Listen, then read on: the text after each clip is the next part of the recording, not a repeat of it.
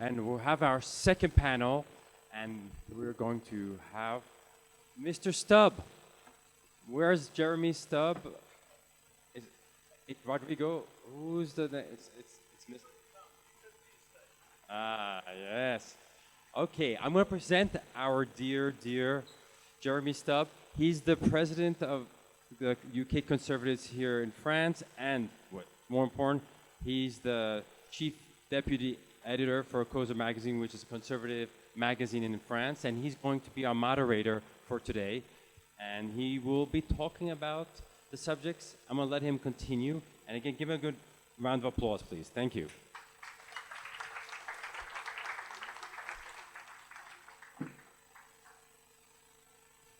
Thank you.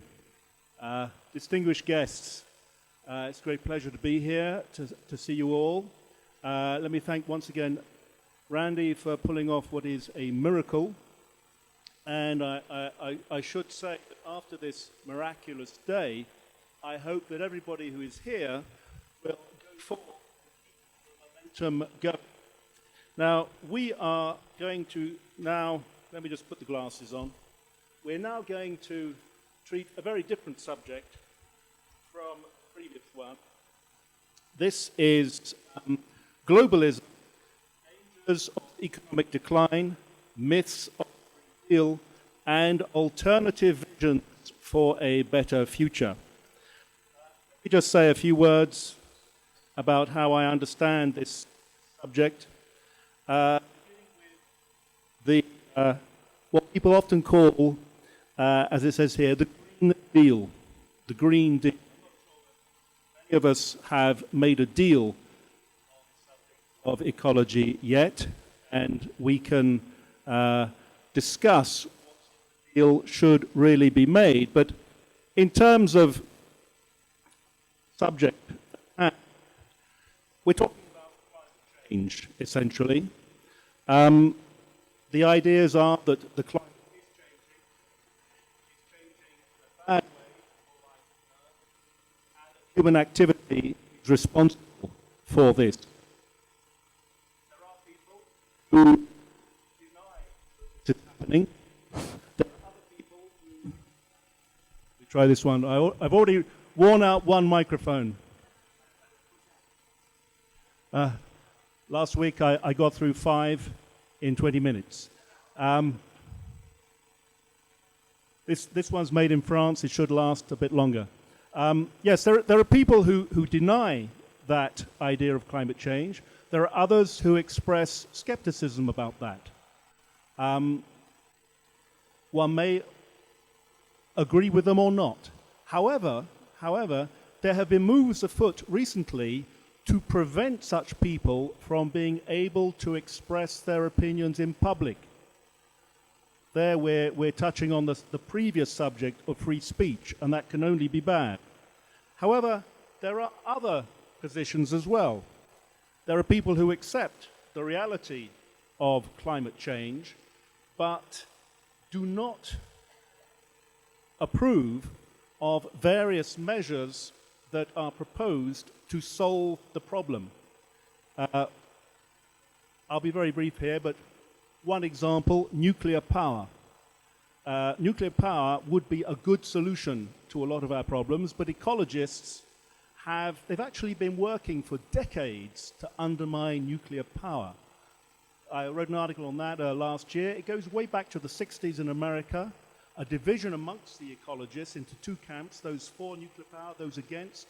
Those against formed the Friends of the Earth, and as we say in English, with friends like that, with friends like that, who needs enemies?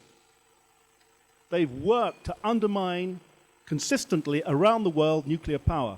Another subject which has come up in the United Kingdom recently is the use of carbon capture. We can bury some of that carbon under the ground. No one's saying that that is the perfect solution. It is one technique where every little bit helps. That's not good enough for the ecologists. Oh no.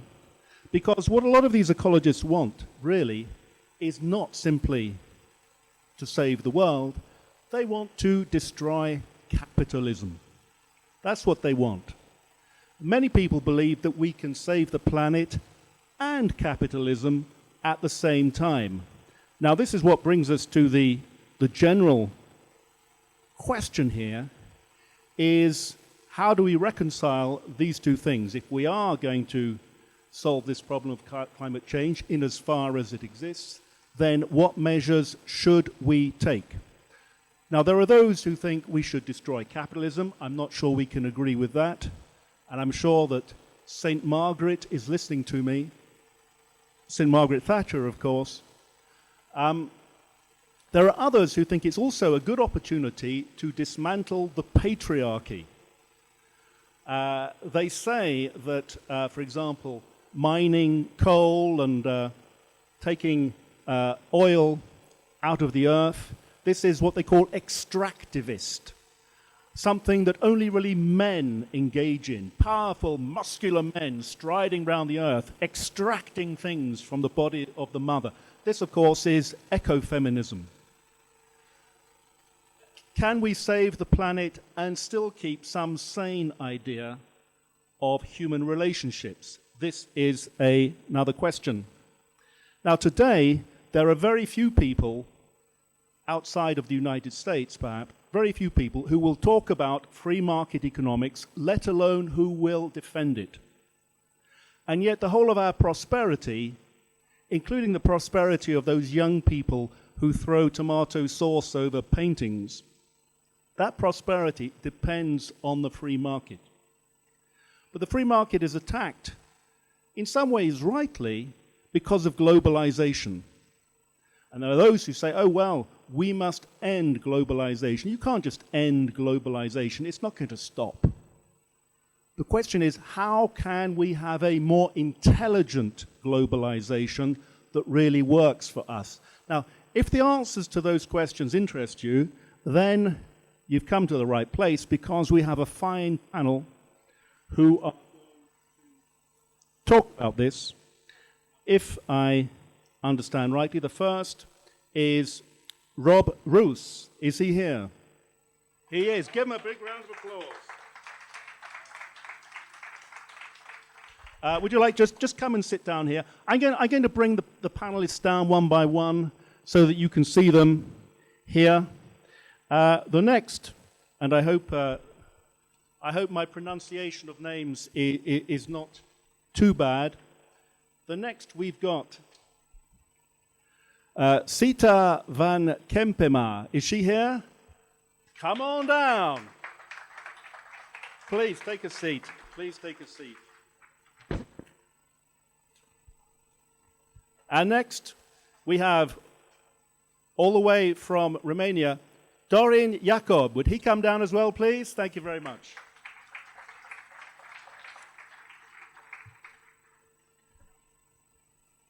And now, France's very own Charles Gave. Charles Gave.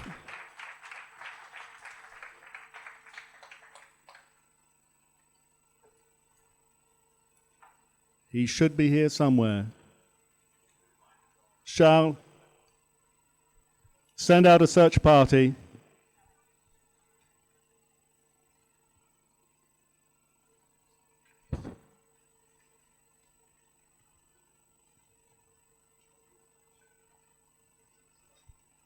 Here he is.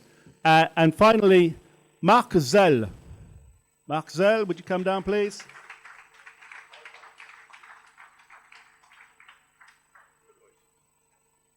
Nice to meet you.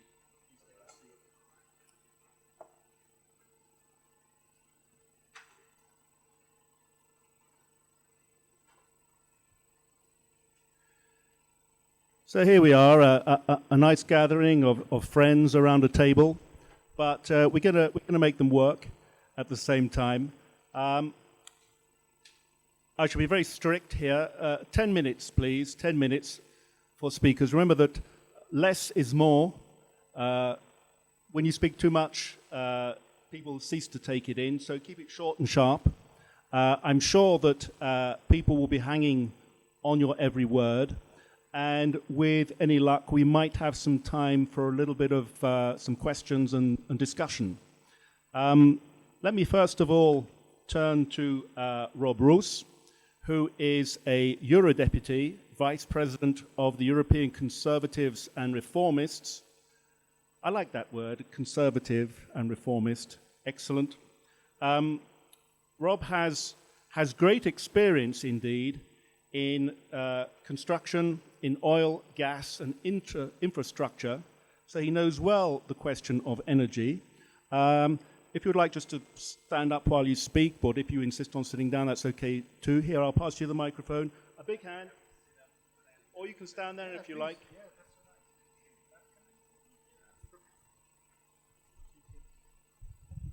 Well, thank you so much. Thank you so much, dear friends, for having me here. Today, I will talk about the erosion of democracy on the national level by technocracy. Across the West, power has been delegated from the level of the national government to various actors over the last decades.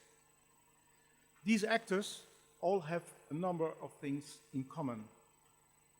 First, their democratic legitimacy is zero or close to zero. Second, they make sure that globalist values always prevail over national sovereignty, that power is always centralized, not decentralized, and that government's interventions in people's lives always increases, never decreases. And third, these actors themselves accelerate the circumvention of national democracy by taking even more power from the nation states in the process. I will talk about a number of these actors here. The EU, the courts, and the United Nations. And I will mention ways in which we as freedom fighters worldwide should counter this development. But now the developments that erode our democracy. First of all, the EU, which this audience, I don't think this needs much of an introduction, to be honest. The EU was established in 1992 to accelerate economic cooperation between sovereign states in Europe. Now, veto rights in most areas have been abolished. And the Commission, the unelected Commission, has the right of legislative initiative. In practice, this means we have become provinces of a EU superstate already. The EU is also eager to take away the last veto powers on foreign policy and security and defense policy. These are the last competences which prevent the EU from acting as a fully fledged superpower internationally. As always, the EU acts according to the principle, never waste a good crisis. It abuses the terrible war in Ukraine to push member states into abolishing the foreign and defense policy veto. We should make sure that this doesn't happen. Because let's remember, the EU's model is based on a one-size-fits-all approach, which in reality leads to a one-size-fits-none policy.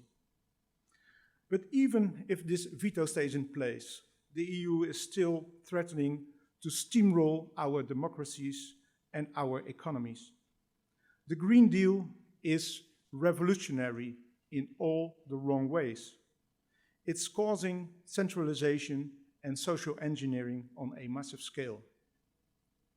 Because let's be clear about this, when carbon emissions are supposedly the problem, but everything we do leads to carbon emissions, then the EU solution is to monitor and regulate everything we do in our lives. We are embarking on an unprecedented experiment with our economy and with our democracy. And I'm not sure we will be fine. I'm extremely worried that our prosperity and our way of life, which are unique in all of history, will not survive this. Another institution to which power has been delegated is the courts. We have to talk about the primacy of the European Union law. The fact that EU law supersedes national law already shows us what the state of affairs is.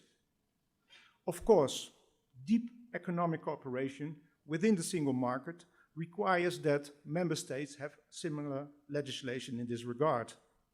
However, the obvious solution for this would be to require member states to incorporate this into their national law upon entering the single market, but not to set up a completely new system that overrides national law.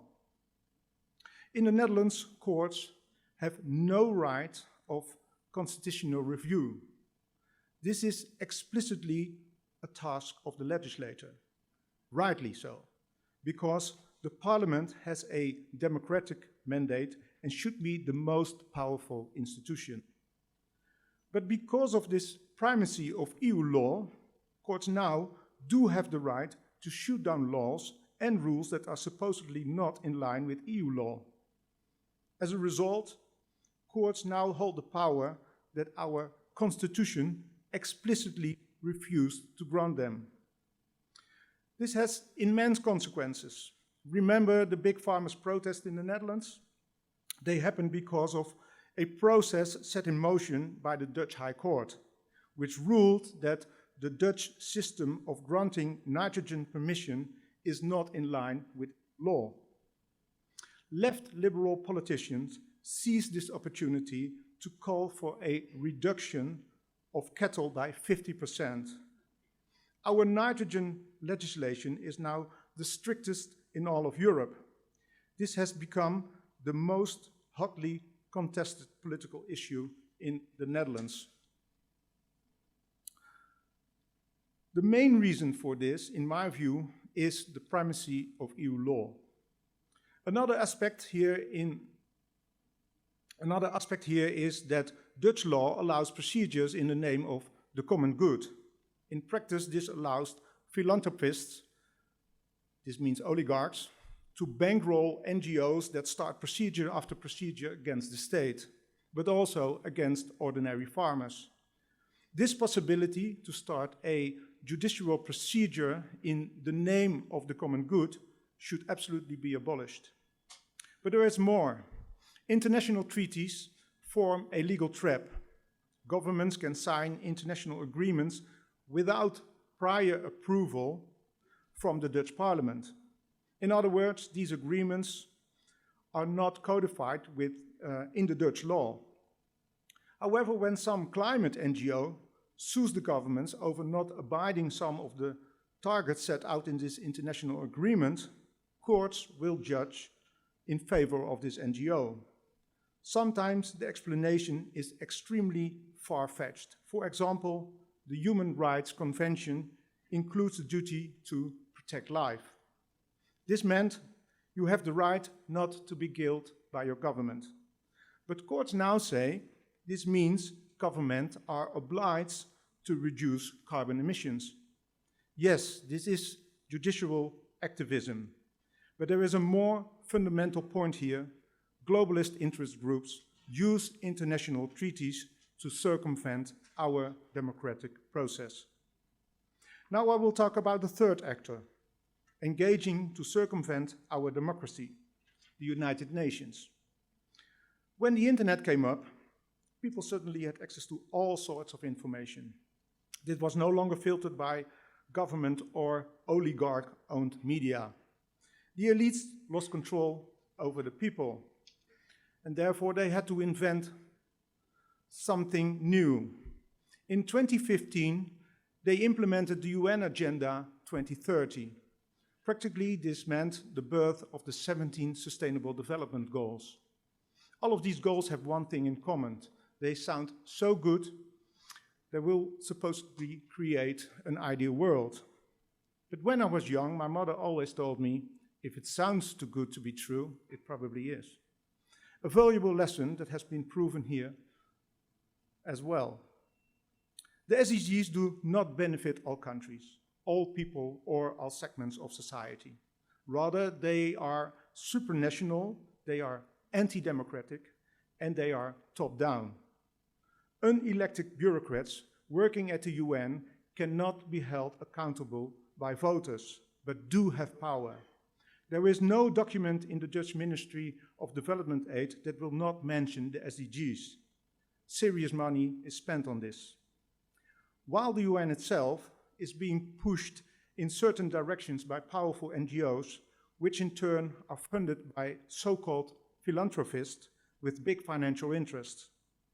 Often these philanthropists also own large media outlets. Big business and big government go hand in hand.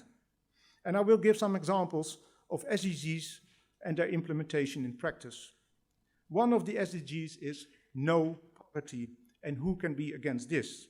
But the solution is supposedly the introduction of a universal basic income. And this means billions of people would become dependent on the state. A neo-communist dream, but a nightmare for everyone who values freedom. Another example, zero hunger. Beautiful. But we already managed to eliminate worldwide food shortages. The only problem is distribution of food. There is no shortage, thanks to the brilliant invention of fertilizers. One problem, fertilizers do not fit into the green agenda. I will cut some of the examples out. I will take one. Some of the other examples are SDGs, clean energy. This means we abandon affordable and reliable energy upon which we build our prosperity. Instead, we embrace unreliable and expensive renewables that have plunged Europe into an energy crisis and skyrocketing inflation. Hooray! The way I see it is as follows. Socialists love poor people because poor people depend on the state. And if people depend on the state, it provides power to the elites. The globalist socialist agenda is wrapped up inside the Sustainable Development Goals. Meanwhile, all the new laws implemented because of these SDGs create bureaucracy and destroy small and medium-sized businesses. The result, big business takes over. We always see big business and big government go hand in hand. The former gets the money, the latter the power. Now I will come to my conclusions. There are three technocratic threats to our democracy: the EU, supranational agreements, and the UN. What should we, as freedom fighters, do about it? First, we should recognize it for what it is: a global attempt to centralize policymaking at the expense of our sovereignty, our nation state, and our way of life. Second, we should propose alternatives and stick to those while in power. For the EU, a great idea was raised last year, and I have to be careful now, please hear me out. It's not often that I praise French President Macron, but a broken clock is also right twice a day, and miracles sometimes do happen. Last year, Macron came up with a good idea, the European Political Community. My suggestion, turn this into a European Union of multiple directions. Let us all have a high degree of economic cooperation, but let countries decide for themselves on what issues they wish to cooperate further. A European Union à la carte. I would be very happy for the Netherlands to move to Tier 2 alongside perhaps the UK. Yes to economic cooperation and voluntary partnerships, but no to a superstate. Let the European Commission become a secretariat, the European Parliament an inter-parliamentary body consisting of representatives from the national parliament, and let the Council have the lead, all on an intergovernmental basis with full powers restored. I'm almost there. For the courts, agree on economic legislation that should be incorporated by every member state to remain part of the single market. But restore the supremacy of national law and let parliaments have the last word. And for the UN, Reject the Agenda 2030. Embrace our traditional way of life. Empower schools to educate in the way we have done it over the last century, with focus on science, humanities, and the arts, not on gender ideology, and certainly not on this anti-Western guilt cult. Embrace new energy technologies, but do not do away our trusted energy sources before we have better ones. Act not from the idea that we should completely change our society, but act from the idea that our ancestors have handed over to us something very precious and special, which we should cherish and cannot afford to damage. I believe this is the way forward, and I believe if we act like this, our best days are still ahead of us. Thank you very much.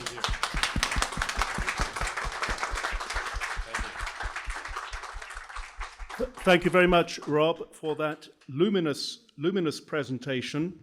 It's got us off to a very, very good start. Let me now call upon SIETA to come forward.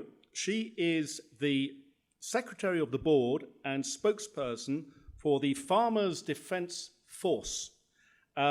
She has also been a candidate for the political party Belang van Nederland. Please take the microphone. Yes, thank you, and thank you very much for giving me the opportunity to tell you something about what happened in the Netherlands, but also what caused it. So what are we facing today? And I want to cite the first sentence of a poem from America, of an unknown author that is very much helping us to understand what farmers do. And on the 8th day, God looked down on his planned paradise and said, I need a caretaker. So God made a farmer. Politics is the struggle for scarce resources. Politics is the struggle between groups and ideologies. Politics is about the question, who gets what, when, and how. The caretaker and the politician, they worked together for years, for decades. After the Second World War, they made sure that the Western world had food enough and had prosperity enough. And because there were so many farmers who did their work so good, it was not necessary to have all the people provide for their own food. Today we have, and Rob already said it, we have a new agenda. An agenda in the EU that is built on the Sustainable Development Goals as presented by the United Nations. End hunger is the second one, and end poverty is the first Sustainable Development Goal. But how did we get this agenda in the EU? When in 2019, Ursula von der Leyen was introduced as the new president of the European Union, she was not elected through the democratic ways. She was elected through nepotism. The European Parliament was eliminated by the German power, against the rules, but the Parliament accepted it. And this is inexcusable. They should not have. They should have not gone into Brussels, into their buildings. They should have said, no, this is not the way. Because the only way you can stop something is just say no. Von der Leyen was a politician in Germany until 2016. And if you look at her record, it's not a pretty one. Then she sat on the supervisory board of the World Economic Forum. And that is when, as we say, shit hits the fan.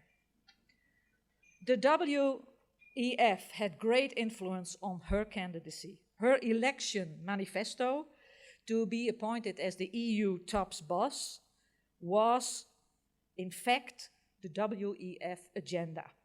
More specifically, the EU WEF Green Deal program, an agenda that was not composed through the democratic ways or parliamentary decision-making in the EU.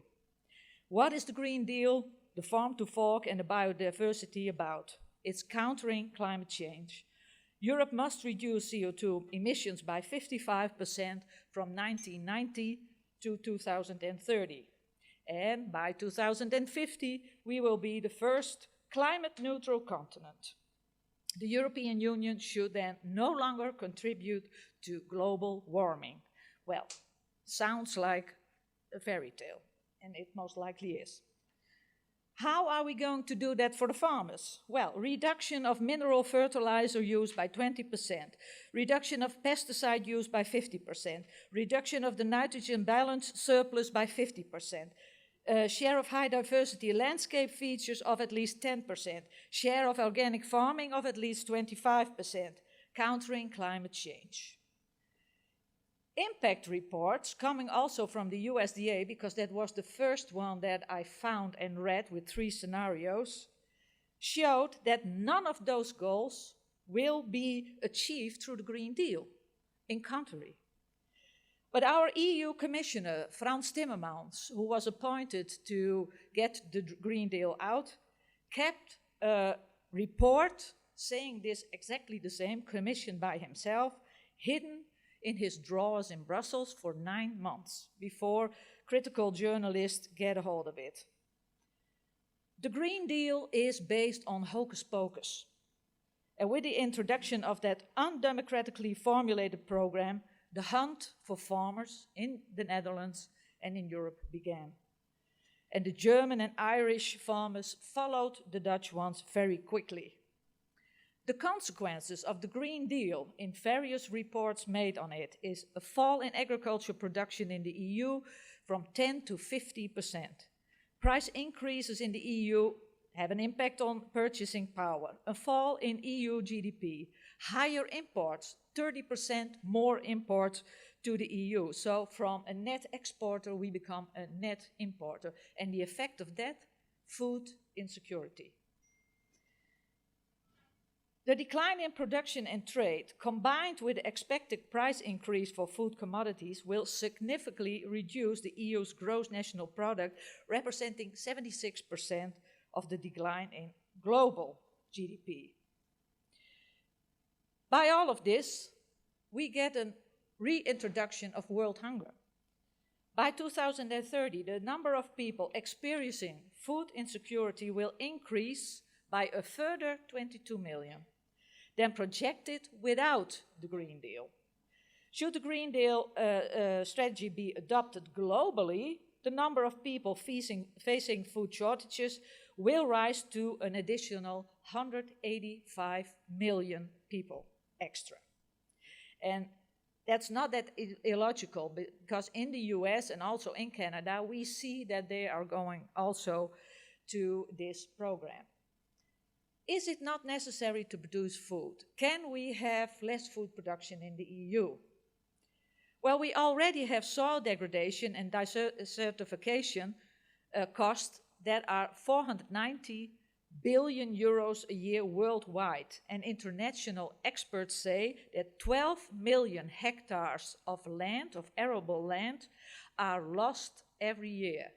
So we have a growing population. And we have arable land that is becoming less and less. And still in the EU, they want to extensify food production.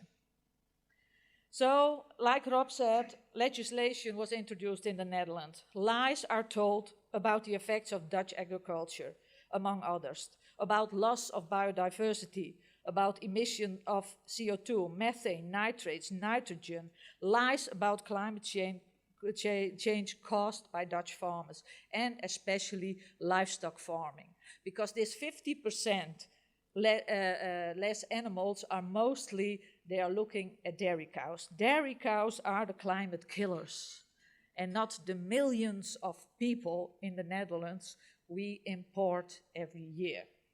So we get people who also have their extensive consumption pattern. They all want a car, they all want a house, they all want to fly, and it's okay.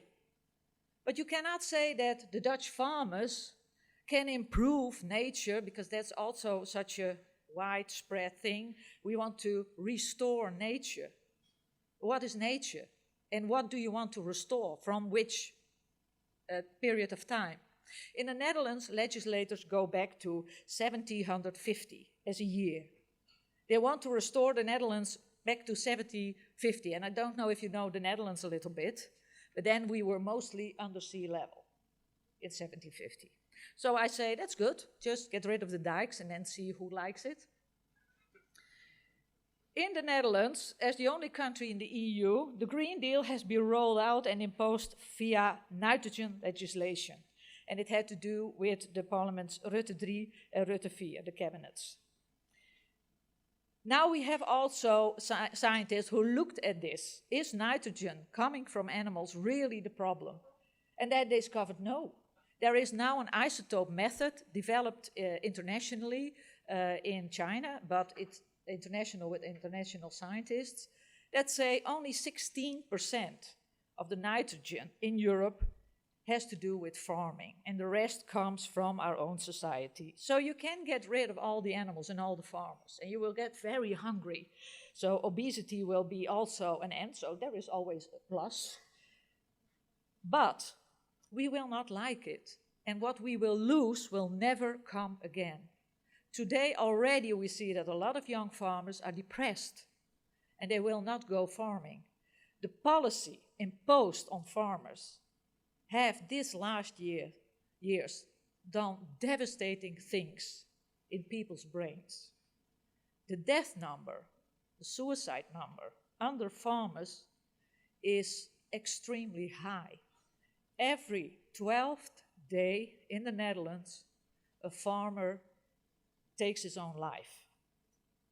And those are the figures that take your breath away. This policy is not made for people, it's made against people. The Dutch agriculture is in the top 5 worldwide of most sustainable food system, which means that every reduction in livestock in the Netherlands will lead to less sustainable farming in other parts of the world. We have the lowest carbon footprint, and that goes also unmentioned in the media. And to conclude, I come back to that poem. Somebody to seed, weed, feed, breed, and rake, and disc, and plow, and plant, and tie the fleece, and strain the milk, and replenish the cell feeder, and finish a hard week's work with a 5-mile drive to church. Somebody who would bail a family together with a soft, strong bonds of sharing, who would laugh and then sigh, and then reply with smiling eyes when his son says he wants to spend his life doing what Dad does. So God made a farmer. Let us all be caretakers and chase the enemies of people, the enemies of food production, the enemy of the people. Let us all live in freedom and in prosperity, not only for ourselves, but for our children and our grandchildren. They need to live in the same free world that mostly we are all born in.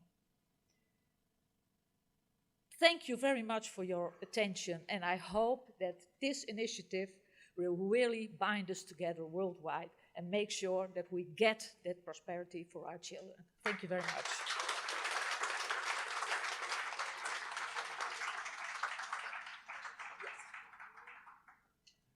Thank you very much indeed, SIETA, for a very hard-hitting presentation of the farmer's case. Well done, audience. You're keeping going. Could I just suggest you take a deep breath of air? That's it. Ready to go on, because we have yet more powerful intellectual cocktails for you. I would like now to call upon Charles Gave to come to the podium. Charles is a French entrepreneur, financier and economist, a liberal conservative, the founder director of GAVCAL, and president of the excellent think tank, l'Institut des Libertés. He's going to talk to us about, as we say, the folding stuff, the dollar. Thank you.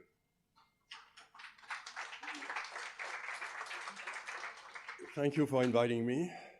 It's always a pleasure. As soon as freedom is mentioned, I feel like I have to come, but that's, you know what Churchill used to say, is that if you're invited to make a speech, you basically stand up to be seen, you speak loudly to be heard, and you sit down quickly to be reinvited. So I will try to be short. Okay, let's imagine for a second that you go to sleep in 1790, and like Rip and Winkle, you get up in 1830. You understand nothing. The world has changed beyond recognition. Then you go to sleep in 1890, you get up in 1930, and you understand nothing. The world has changed beyond recognition. Now go to sleep in 1990, and when you wake up in 2030, you will understand nothing. So what I'm trying to tell you is that the post-World War II order is breaking down, and that we are seeing the end of basically the world organized by the US. So I will present my case relatively simply. The case was based on a very simple control of the US, of the dollar, to buy energy. You know that the economy is nothing but energy transformed, and energy from 1945 to roughly 2 years ago was payable only in US dollars. So if the Americans didn't want you to buy energy, they simply cut the dollar from you and you were stuffed. There was nothing you could do. And the poor guys that tried to sell their oil in something else than the dollar, like Saddam Hussein or Gaddafi, had a very short life expectancy just afterwards. You see, I mean, there are things that you should not do if you're dealing with a big guy. Except that this time, to a certain extent, something happened, is that the biggest producer of energy and raw material for the next 20 or 30 years is going to be Russia. And Russia has also a very educated class, very good engineers. And so it was probable that within 20 or 30 years, Russia was going to emerge as a massive, massive power, with at the same time resources, knowledge, and linking all the Asian bloc. So, I'm not surprised, Russia started to have problems with Ukraine in 2014, the Maidan coup. And then, because Russia was selling a lot of our oil to Europe in euro, which, as I said, was a cardinal sin. So suddenly Russia had a lot of problems, which is going to surprise nobody, I suspect, but the most naive. So the war started in Ukraine, and we basically did two very intelligent things. First, we in Europe decided that we did not want the Russian energy anymore, which was extremely smart because it almost guaranteed that we were going to take a 25% decline in our standard of living over time, but not in the standard of living of the guys that are in Brussels. I mean, the guys that are in that room, so they don't matter. So, and the second thing that was totally obvious is that Russia, if they could not sell their oil and gas to Europe, would have to sell it to somebody else. So they immediately turned east and started to sell like crazy in yuan to the Chinese. So that was the first major break. And then everybody told me Russia is going to become a colony of China, except that the Russians are kind of smart. And they immediately started to discuss with India in particular to open a north-south corridor that would go from Crimea to Bombay through all the Middle East, and that would lead to all the raw materials produced in Northern Asia to be able for the first time to reach India and be paid in rupee. So what it means is that it will absolutely guarantee that the center of the world growth for the next 20 years is going to be the Indian Ocean. That's where everything is going to take place. That's absolutely certain. But having been cut from the Russian energy, it means that Europe has managed to cut itself from this extraordinary growth.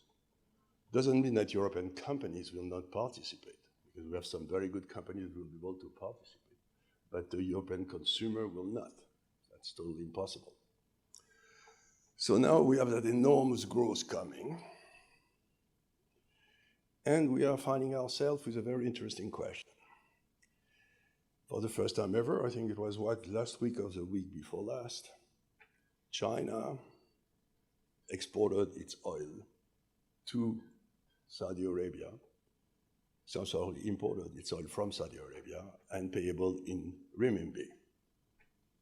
So to imagine that a state which was as domesticated by the US as the Saudis could suddenly decide to drop the dollar, you don't imagine what it means in diplomatic terms.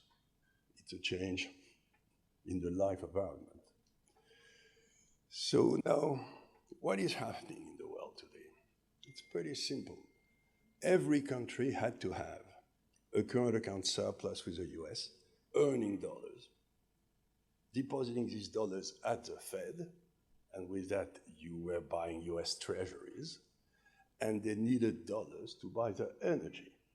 So as ROOS said 50 years ago, was a great French economist, he said, the privilege, imperial privilege that the US has is that the current account deficit financed the budget deficit, which was an extraordinary construction. And it has been lasting, which means that today we have something like, I don't know, the numbers are becoming so big that I have a hard time understanding them, but let's say 30 trillion of foreign exchange reserves that are in dollars in all the central banks of the world that they have accumulated by living below their means in order to be able to earn dollars versus the US. So they were all very happy to have these massive savings.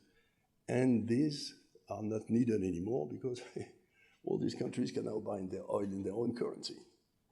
So you have $30 trillion in excess money. What will happen to this? I haven't got a clue. But it will remind me of what was called the balanced sterling in the 50s, when suddenly it was discovered that Kuwait and all these guys had received sterling in payment for their oil at the time.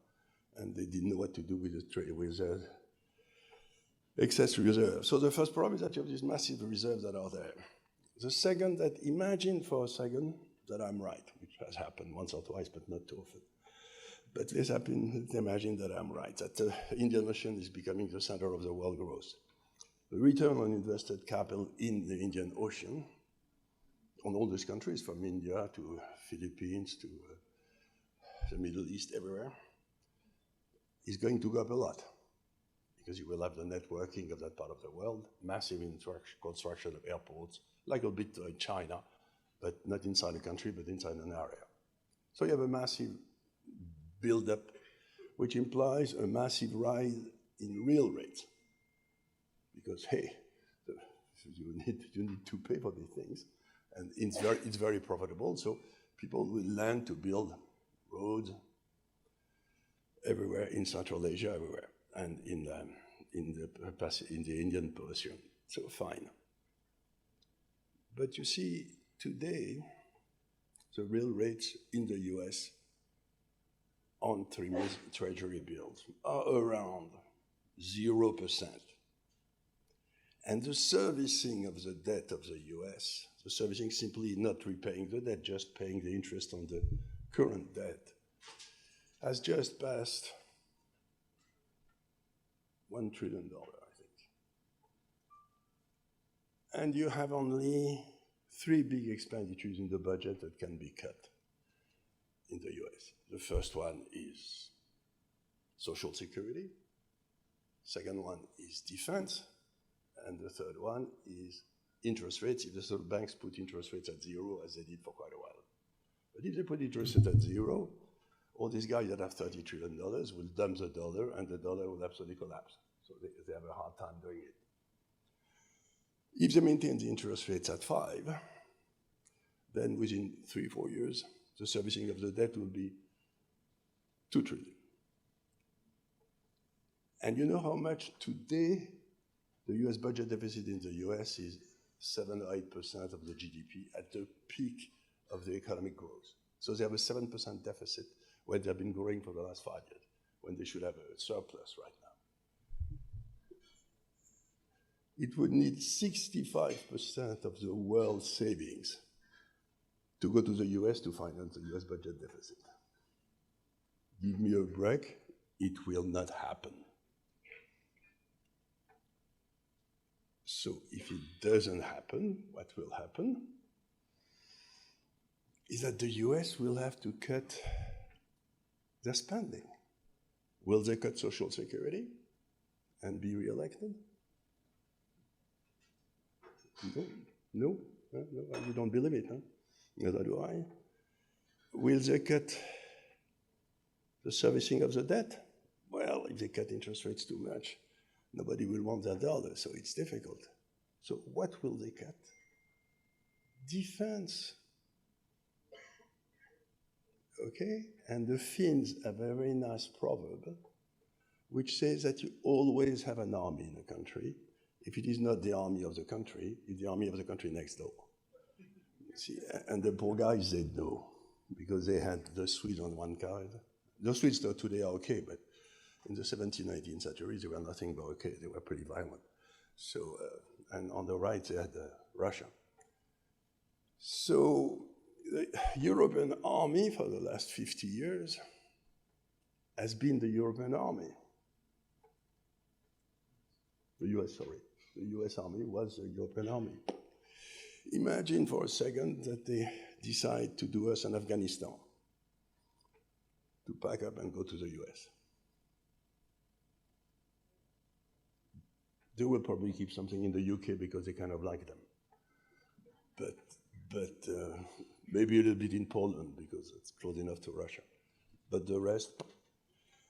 So who is going to be the European army? We have no kids. The demography in Europe is terrifying. The population in Italy, in Germany, in Spain will go down by 50% in absolute terms in the next 40 years. 50%, half, because of the collapse in demography. The women have a fertility rate of 1.2 child per woman.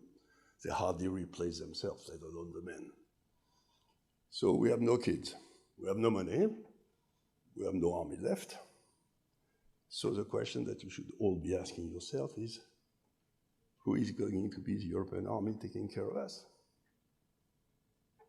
If I look around, I'm just saying, look, you have two that could volunteer. The first one is the Russian army, first choice. And the second one is the Turkish army. So if maybe the Germans will prefer the Turks, the French, the Russians, I don't know. The French have still a little bit of the rest of an army, the Brits too. So in a perfect world, the French would get the hell out of Europe, do a Frexit, and try to merge their two armies with the UK in order to offer that as an alternative to the Russian and the Turkish army. But you wouldn't expect the politicians to be intelligent, would you? So you will never get that. So the point I'm trying to make, and I'm going to conclude here, is very simple, is the order that you thought was going to stay is going to explode. We're all thinking that Europe is terrible, Brussels is this, Brussels is that. In 20 years, you will have no Brussels. What we have to do is get prepared for a chaotic world and rebuild our freedom at the bottom. Because nothing will come from the top, and the good news is that these terrible tops that we have had for the last 50 years are going to disappear. Thank you so much.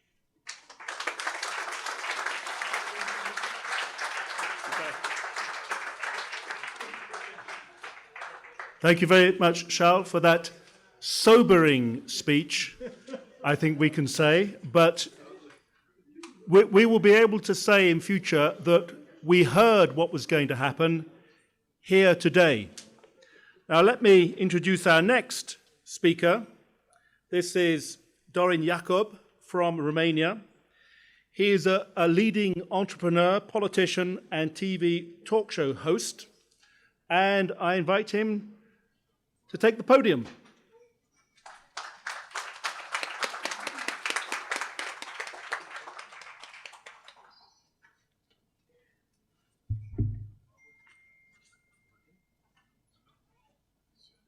Okay, I'm the former communist in the building, but I grew up.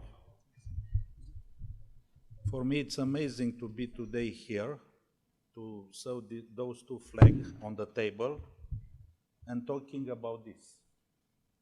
If someone in 90s tell me after the communism it's gonna happen this, I say probably it's a science fiction movie. Alien come on the planet, and we people must be talking about freedom. Because we don't talk about China here, we don't talk about North Korea here, we talk about us, our country. It's unbelievable for me, the young one, when the communists collapse. But here we are. I was born in a communist country in '60. Obviously, this was not my choice. However, I chose to become an economic police officer. However, I was forced to be member of the Communist Party, but I did not want to be, and I did not like it. I analyzed and I tried to understand in those years how communism was created and was implemented in 20th century in the world, but especially in my country. I don't know if I will surprise you or not, but the police profession, and especially the economic police profession, have put us in a position to know all the strata of society. Like that, all of us could notice how not natural communism was related to the traditional values of the society, with the cultural ones, with the religious ones, even those related to individual needs. Communists did not give what people naturally needed, but pretended to know better what the people and society needed and give that to them. So we had the chance to observe what is not good, what is not natural. Communism was artificially implemented in the countries of Central and Eastern Europe. After the Second World War by the Soviet Union. The Soviet Union was already stabilized in communism for several decades and was, at that dramatic moment in history, the privileged partner of the Western force, and that together defeat Nazism. In 1990, the Western countries again abandoned Romania in the zone of influence of Moscow. Like in '45. Gorbachev was accepted by the West at that time, and that it's happened.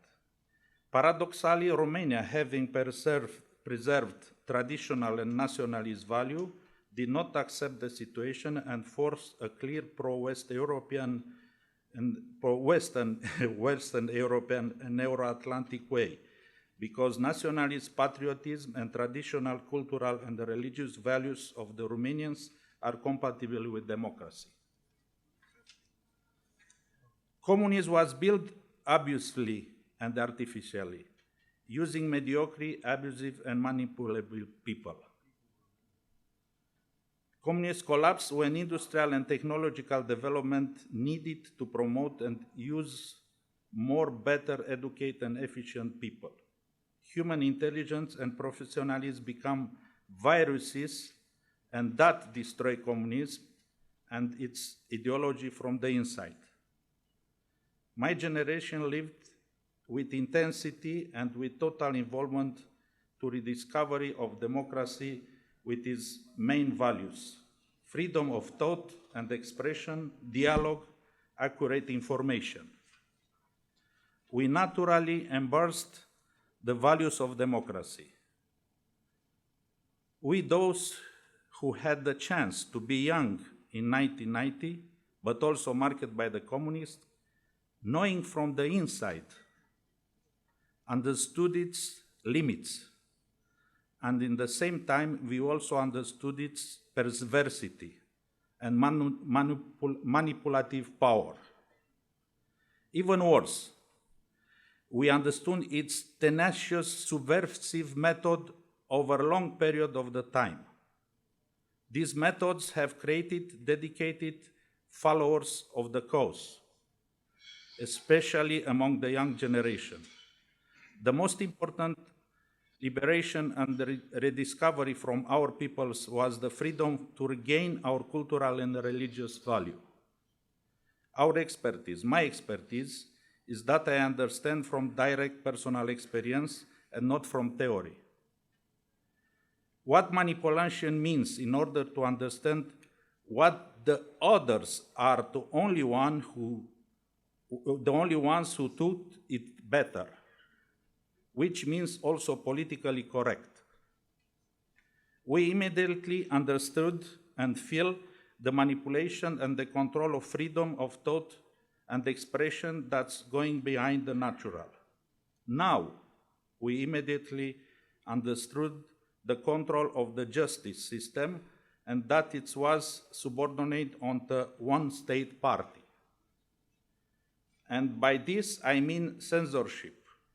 We have the expertise to see that many bureaucrats, individuals from justice, mass media, and even from the intelligence service, overstep and abandon their roles in their place in society and form the deep state. It is exactly how it was in communism. The one-state party formed and led by a minority of thought and acting. I observe its limits in communism and the dangers to a society that must develop naturally, healthy, and in harmony. I know exactly this mechanism, and I observe how perverse it is reborn, and even at the level of European Union. The deep state plays with countries and peoples, ignoring tradition and values. In fact, the deep state suspends and minimizes authentic democracy.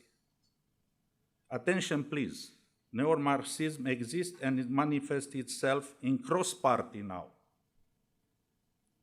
We understood from democracy that in the European Union and NATO, we are united, respecting our traditional, cultural, and religious diversities with mutual respect. We understand that the German must be German, the French must be French, Romanian must be Romanian, Bulgarian, and so on. Even in the United States, the California or the Texas are different. They have a different cultural. That's my, my perspective, of course. Maybe a little bit forced. We must be aware that within all states, there are increasingly strong currents of resistance to this politically correctness, censorship, and propaganda. If the politicians and other forces in society do not realize this is and do not come to meet, naturally, a very short time, extreme fascist or Nazi solution will emerge. They may reappear as a counter-reaction to this new old experiment of neo-Marxism. We already noticed that in the short term, the approach of this politically correctness current of censorship is unproductive and dangerous, even with the justification of the hybrid war. Public opinion in democratic countries is beginning to feel that it's being lied to, manipulate, and paradoxically, there is already an imminent risk of creating the opposite effect, throwing large portion of the population in the arms of extremists. To be clear, they begin to believe Putin is absolutely right. The Hamas is right. Those who are vehemently anti-LGBT are right. That the anti-vaccinists are right, and so on. And then who benefits from this? Please analyze and see that communism was implemented by force after the moments of confusion and crisis. And we are going through multiple moments of crisis from 2000 and to the present.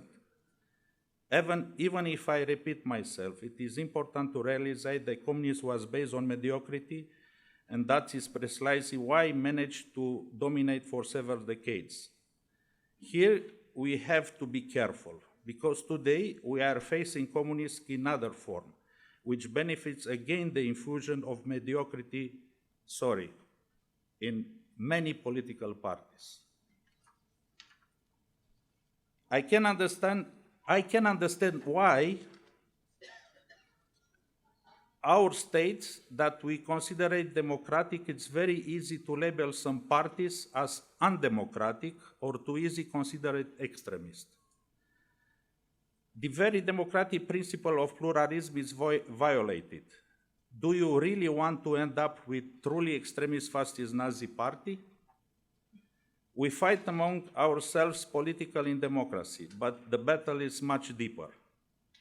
President Donald Trump has understood this, and there are also some European leaders who have understood this, too few for now.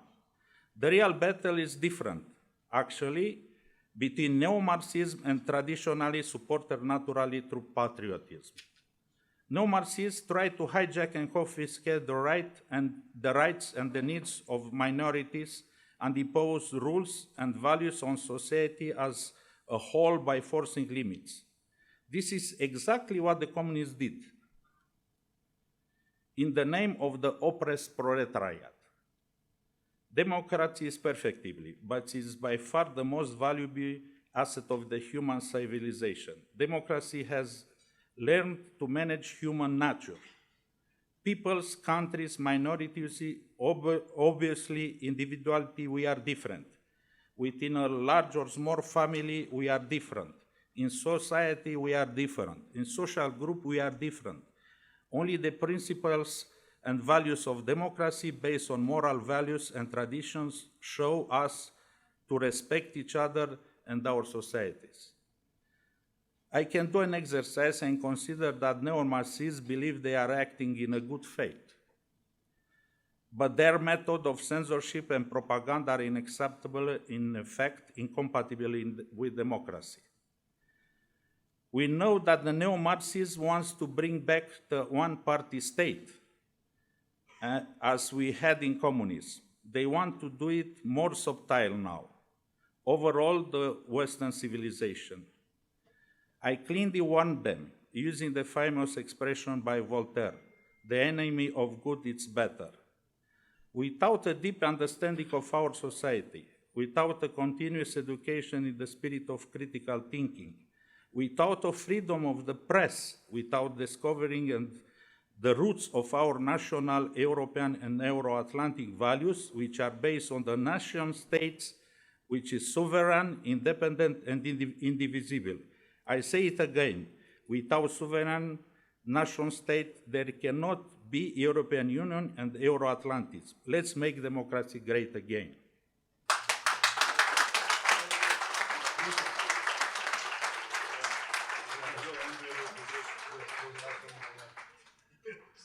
Thank you very much indeed, Dorin.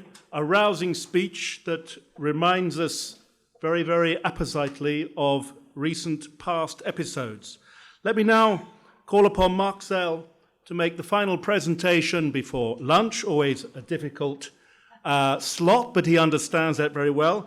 Mark is an attorney and general counsel for Republicans overseas. He has immense experience of the practice of law internationally, and I invite him to make the final few inches to the podium. Okay. All right.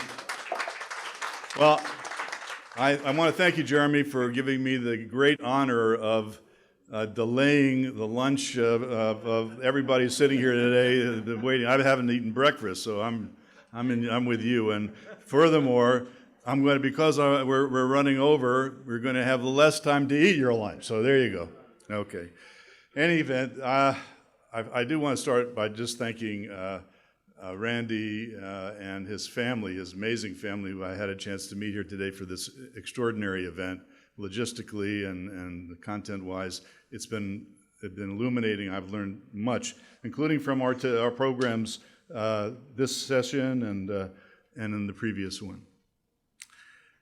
I'm going to talk about the elephant in the room, the éléphant dans le corridor, okay?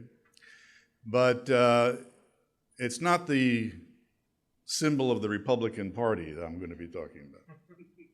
I'm going to talk about the war in Israel today. And let me just start by framing this issue. Why is this coming up now in this particular session? It's because what Randy asked me to talk about, actually, and that is this red-green alliance. Now, frankly, as an American, I really haven't been focusing on red-green alliances very much in the past 40 years. It's something that Europeans, I think, have considered a lot, particularly in countries like Germany and probably your country in the Netherlands and so on, France here with the Green parties. For me, when I heard the Red-Green Alliance, okay, red, I get that, that's communism. DORIN talked about neo-Marxism. I won't go through the litany of characteristics of that particular philosophy. The green, I thought, had to do with what you guys talked about, right? Ecology and environmental tree hugging, whatever it's called, okay. Social justice and DEI and all that other stuff. But I soon became aware that there was another kind of green. It's the green that the Hamas terrorists tie on their forehead, that they wore just a little over a month ago when they went into my country, Israel, on October 7th. And they slaughtered, and they mutilated, and they mass raped, and they kidnapped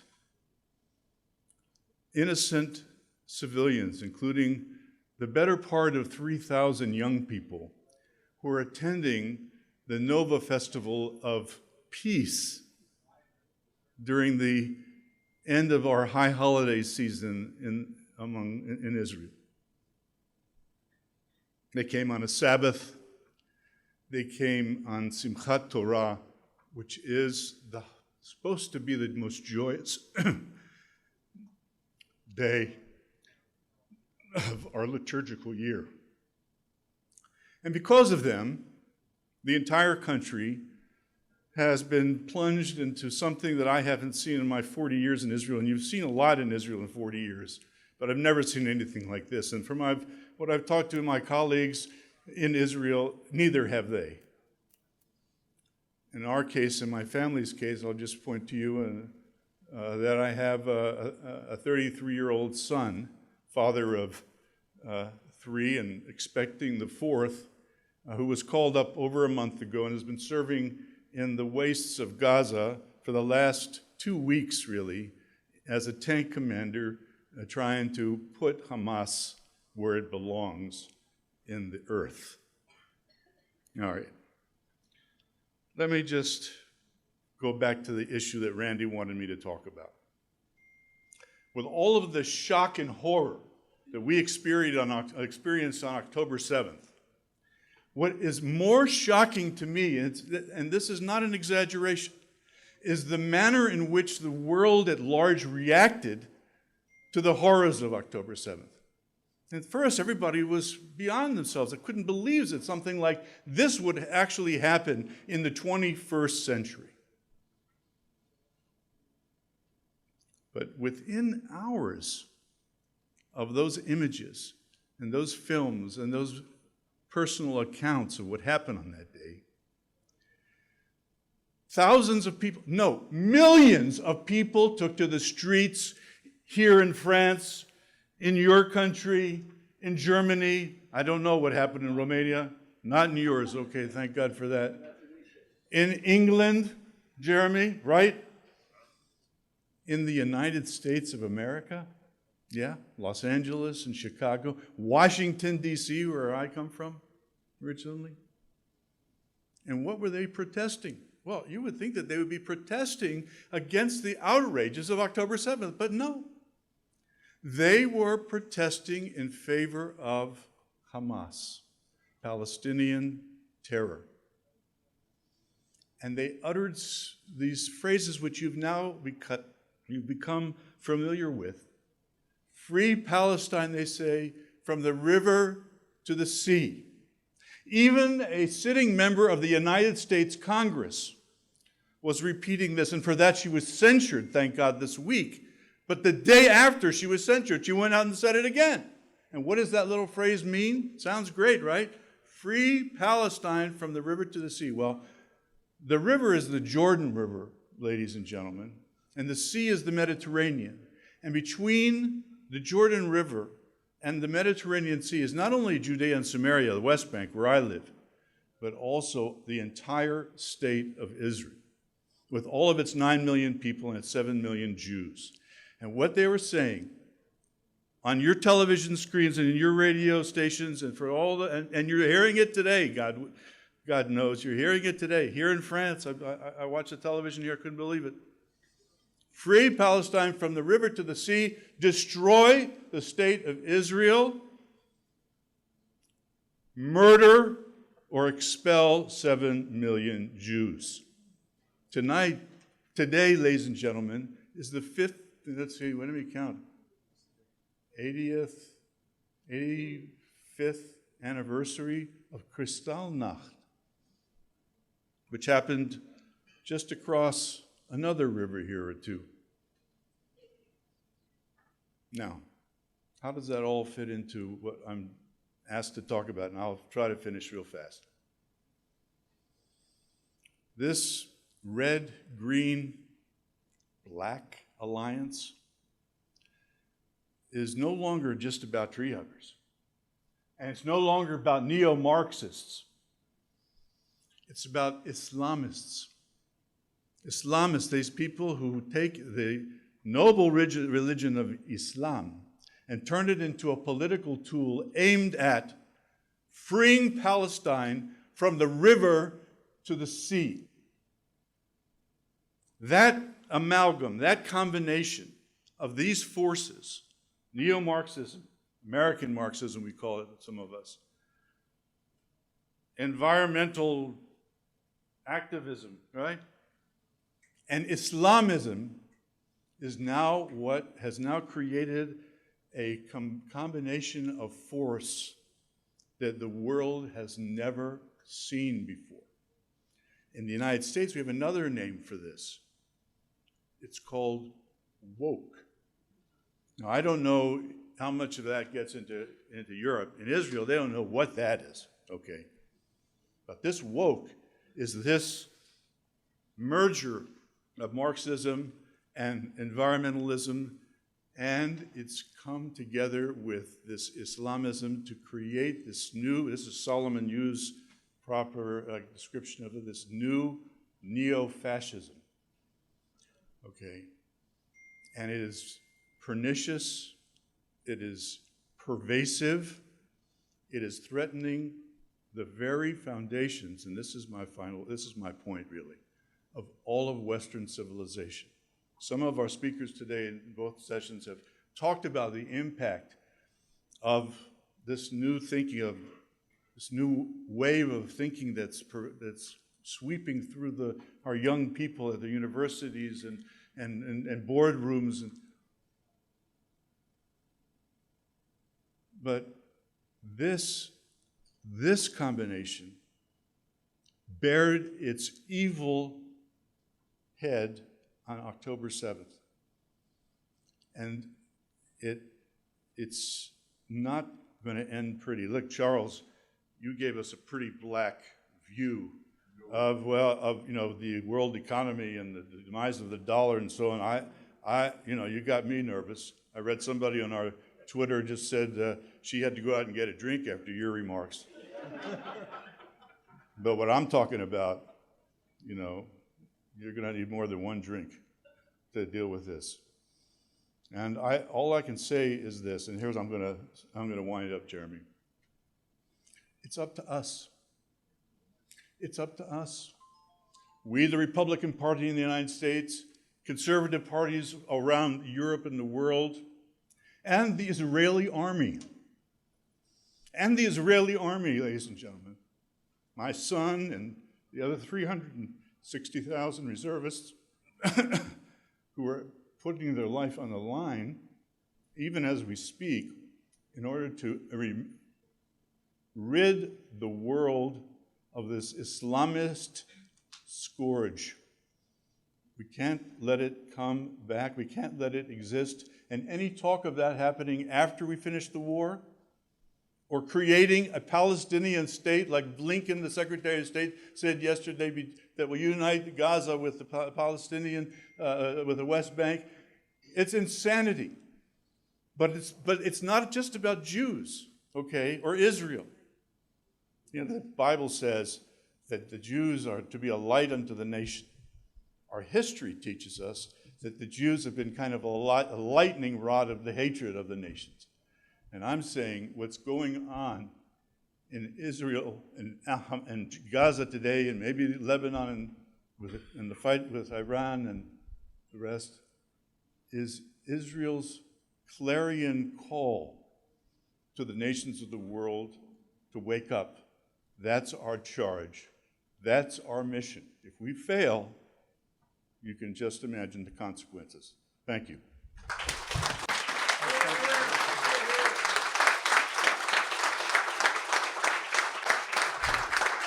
Thank you very much, Mark. Thank you for a very moving speech. Let's thank all of our speakers today. I know I learned a tremendous amount, so please give them a final round of applause. And while you're at it, give yourselves a round of applause.